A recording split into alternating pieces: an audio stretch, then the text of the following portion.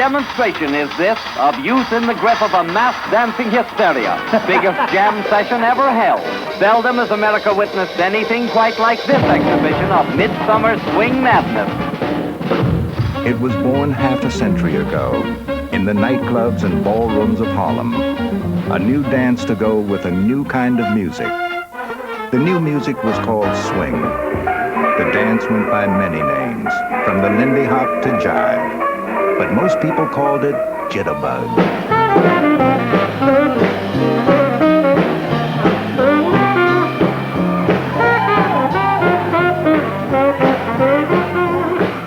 If there's such a thing as a classic American dance, the jitterbug probably deserves the title. People of all ages dance it in every part of the country, and everyone gives it their own individual twist.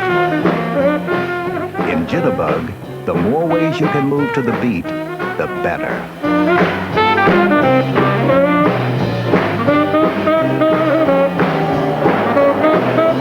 Once you keep doing it, you just want to do it more and more and more and more. Sometimes your job suffers. Instant joy, and you really get to move like you don't get to do it the rest of your life. And it's like a oneness of being with a man and a woman, and it's rhythm, and it's living rhythm, yeah. In order to really get the understanding of the dance, you have to capture the spirit of it. Live musicians playing for live people, and the spirit of it comes out. Unlike many ballroom fads, jitterbug has retained its popularity over the years, and it's still being danced by some of the men and women who helped make it famous. People like Norma Miller and Frank Manning. You can dance the Lindy when you're 70. You can't do a lot of other dances when you're 70. It's impossible. You can always swing, because swing is perfect. Dancing gives the world pleasure. And who was it created by? You still have a few of those left that were part of the creators. All of this went down 50 years ago. For something to sustain 50 years, it had to have a lot of substance. Frank and Norma are now in their 70s.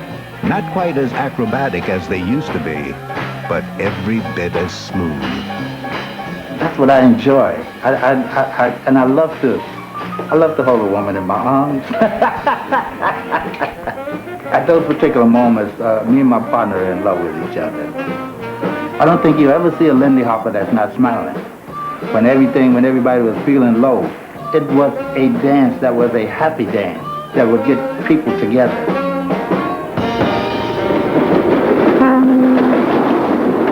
The black teenagers who danced it in the late 1920s called it the Lindy Hop. It was yet another outpouring of that era of creative ferment known as the Harlem Renaissance. In Harlem at the Savoy Ballroom, that was our niche. That belonged to us. And everybody came there. People used to stand outside the Savoy Ballroom just to watch the people go in. And they came there with the best they had. You would walk in, and this is this long ballroom, and from one end of the ballroom to the other were people dancing. There is rhythm on the Lindy Hop at Harlem's Land of Swing, homeland of happy feet. I think I was in my 20s before I realized the rest of the world didn't dance. I just never knew anybody who wasn't a dancer. Loose-jointed girls and boys made of India rubber. Every Saturday night on the floor of the Savoy Ballroom, Harlem's best dancers competed against each other for a $10 top prize. So everyone was always on the lookout for a new wrinkle, a different step. There's somebody standing on the side just watching you intently, you know, saying, yeah, I see that. Yeah, I'm going to get that. You know, one of those things like that. If it's good, great. Maybe you change it around a little bit. Maybe you do it backwards, you know. But then that person see that step again. He say, hey, man, that's a great step. Where'd you get it from? He say, oh, I got it from you. Then Frank Manning had an idea that would revolutionize the dance. A step that would become a trademark of the Lindy Hop. He called it an aerial. The very first time I did it was in a contest. And in dancing, we come into the last step. And I said to my partner, I said, Frida, this is it. Shall we go for it? So she said, yeah, let's go for it.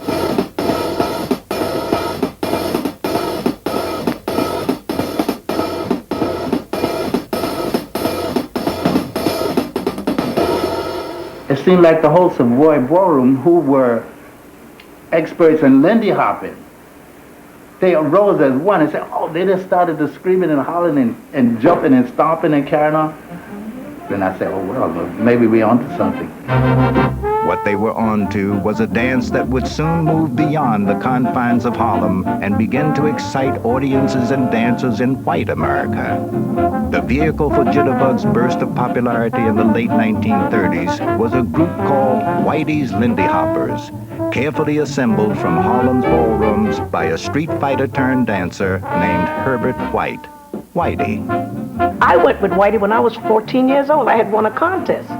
And he saw me dance in a contest. He brought me to the Savoy. He saw Frankie dance in the ballroom one time, and he saw Frankie, and after Frankie, he knew what he wanted.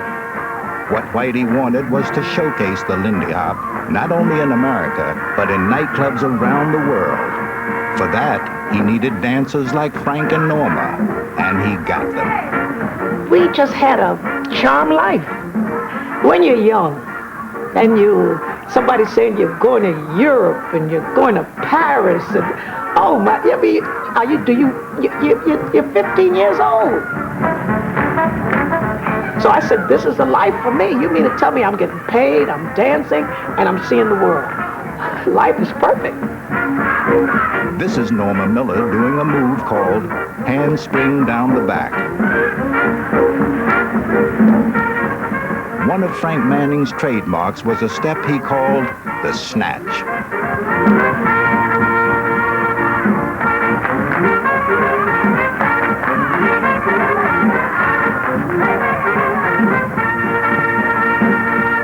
Whitey saw more than just a ballroom dance, because he knew our capabilities long before we did. Because other than that, we would have just fluffed it off like any other dance. You know, it was just a dance in the ballroom. He made it more than that. He gave us a sense of destiny. Carnival of Swing. Playing in relays, 30 famous bands fill the air with hot rhythm for 6 solid hours. To these 30,000 This was black music. It's like a glimpse of the promised And we land. were the dancers that went along with that music. See, we went into places. We played Radio City. We played the Rainbow Room. We played areas where our dance was so popular. They had to accept us. And that was how America got exposed to swing. Swing it, honey child. Susie Q's going to town, and how?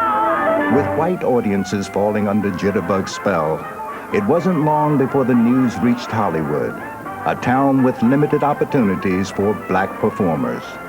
Hollywood called Whitey here in New York at the Savoy and wanted us for the movie.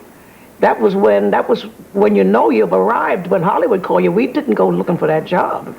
Oh, man, don't stop now. We're jumping. That job eventually led to the most famous Lindy Hop dance sequence ever filmed. A scene of such exuberance and artistry that it transcended the demeaning black stereotypes of the time. The movie was called Hells a Poppin'. Here, Norma dances with Billy Ricker.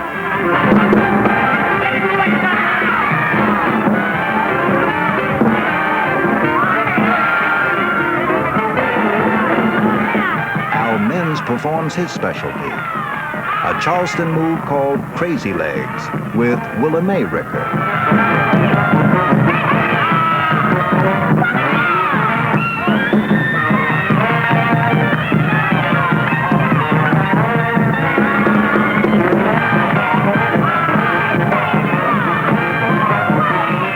And for the finale, Frank Manning and Ann Johnson did an acrobatic hoedown that featured some of the group's most show-stopping air steps.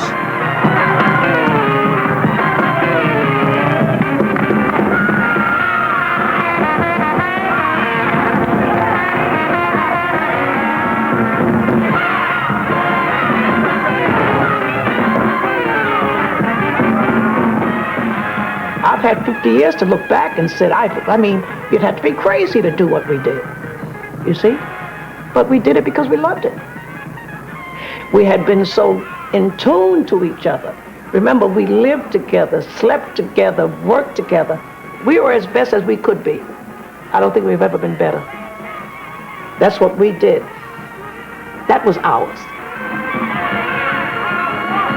It was a very fabulous group. It was the best group that ever was in Lindy Hop. It was also the beginning of the end. The war came. Race riots erupted in Harlem. The music began to change, and so did the dances. For Whitey's Lindy Hoppers, the golden era of swing was over, at least for a while. Rock, step, kick, and step, kick. Warren Hayes and Carleen Hines are members of a British dance troupe called the Jiving Lindy Hoppers. They've come to the States for a series of workshops and performances aimed at a new generation of jitterbuggers. The first thing you've got to do when we're learning the Lindy Hop, which is the grandfather of all the jiving, isn't it, yeah? We call it jive, you call it jitterbug, yeah? Not only is it up here twisting and spinning, but it's also down here, so you can combine the two, yeah? Much more fun, right? Strange as it seems, the Jiving Lindy Hoppers first learned the dance from watching Frank and Norma's old movies. The impact of Hell's a Poppin' was wow. I mean, I couldn't speak. I just saw it and absorbed it all. I just thought it was amazing. I just thought it was wonderful. I looked at it and I thought, oh my goodness, I'll never be able to do that ever. I thought it was quite amazing. I think, you mean to tell me you sit in front of a camera, in front of a TV, and you do all of that, and you learn how to dance on that? I said, man, I thought it was stupendous. In 1985, the Jiving Lindy Hoppers finally met Frank and Norma, still swinging out in New York nightclubs. And actually going over there and meeting them, just seeing them still dancing, and still dancing well, it's a real sort of satisfying feeling like, well, this is it, this is where it's happening, and this is what I've got to work towards. What they had to work towards was finding the soul of the dance, the part that lay beyond counting beats and fancy footwork. I remember once Norma Miller got so angry with us because I was saying, but what beat do you call it? Because, you know, we Brits, we're very, very technical, you know. we like to count things out, you know, and get it right, you know. Because if you start counting and talking like that with me, I don't talk to you.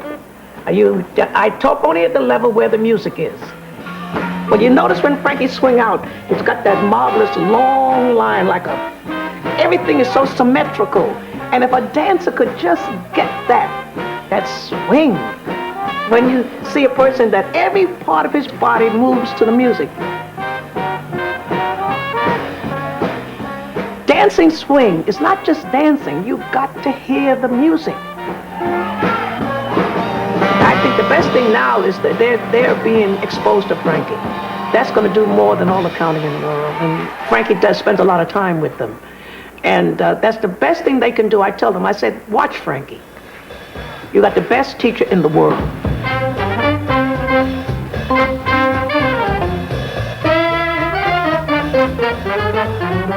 Today, the Jiving Lindy Hoppers spend much of their time on tour, recapturing some of the excitement that electrified the Savoy Ballroom 50 years ago. Once you're in there amongst a live band and live dancers, one feeds off the other. You know, the musicians feed off the dancers feed off the musicians. You feed off the audience, you feed off the atmosphere, you feed off the music. It's incredibly infectious. I mean, it just keeps you going, the beat. People go away and they're just so happy you've brought back a memory for them, you know. An old person said, oh, that brings back lovely memories.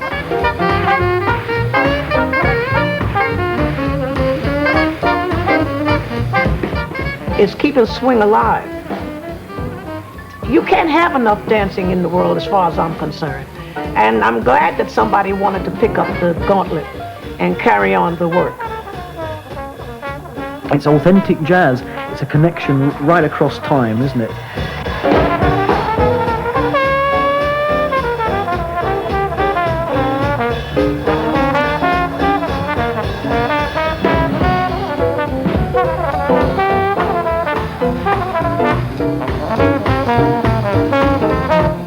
Other people can't recreate what I've experienced with the old masters.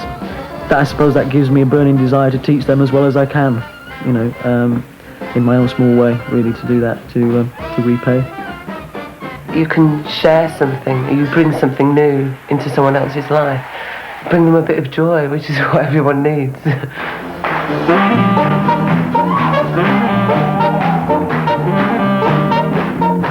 Since dance is a hand-me-down art form, it always needs someone to hand it down to. People like Mickey Davidson and Clyde Wilder.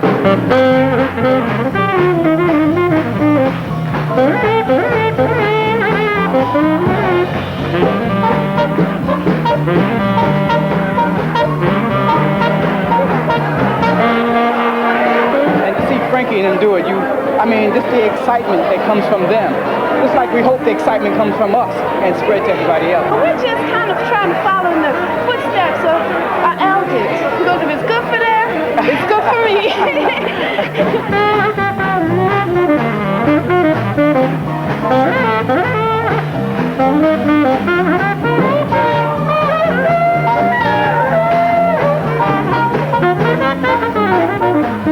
I love Frankie like he's just the most important man in the world to me. I just think that every time we look at each other, when the last funeral we went to was my dancing partner.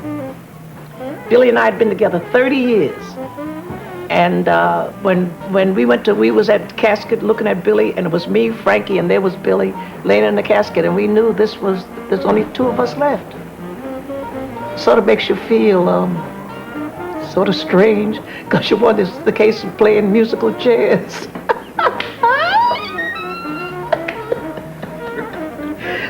Like you say, I say, hey, how do you feel lately, kid?